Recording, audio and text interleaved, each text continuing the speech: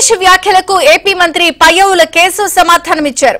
తెలంగాణలో తమ రాజకీయ అస్తిత్వం కోసమే హరీష్ రావు మాట్లాడుతున్నారని కౌంటర్ ఇచ్చారు.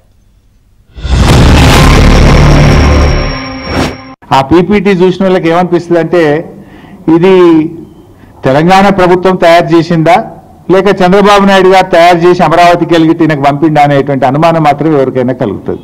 ఇలా బనకచెర్లను ఆపాలనే చిత్తశుద్ధి మీకుంటే మీరు చూపాల్సింది ఏంటిది? ఆంధ్రప్రదేశ్ ప్రభుత్వం చంద్రబాబు నాయుడు గారు కేంద్రానికి రాసిన లేఖలు, జలవనరుల శాఖకు రాసిన లేఖలు, బనకచెర్లను ఆయన ఏ రకంగా ముందుకు తీసుకుపోతున్నాడో చూపించాలి. అది చూపించిందా మీరు? దాని గురించి ఎక్కడా ప్రస్తావన లేదు.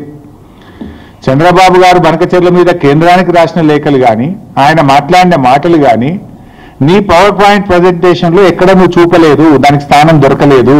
ఆంధ్రప్రదేశ్ ప్రభుత్వము మన తెలంగాణ ప్రయోజనాలను ఎలా దెబ్బగొట్టిందో ఒక్క ముక్కనన్నా చూపించినావు నిన్నను. అంటే బనకచెర్ల గట్టే బాబేమో రేవంత్ రెడ్డికి బంగారమో లెక్క కనబడుతుండ్రు.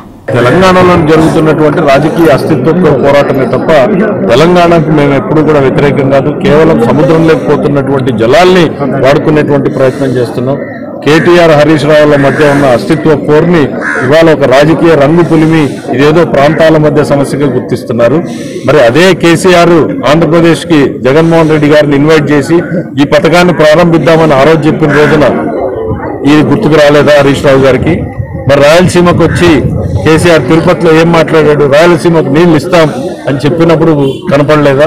అసెంబ్లీలో కేసీఆర్ ప్రకటన చేసిన రోజున హరీష్ రావు కనపడలేదా? ఈ రోజు ఇవన్నీ కనపడుతున్నాయా? కేవలం రాజకీయ అస్తిత్వం కోసం జరుగుతున్నటువంటి డ్రామాలు ఇవి. తెలంగాణ బాగుండాలి, తెలంగాణను అభివృద్ధి చెందాలి, సముద్రంలోకి పోతున్నటువంటి నీటిని ఆంధ్రప్రదేశ్ కూడా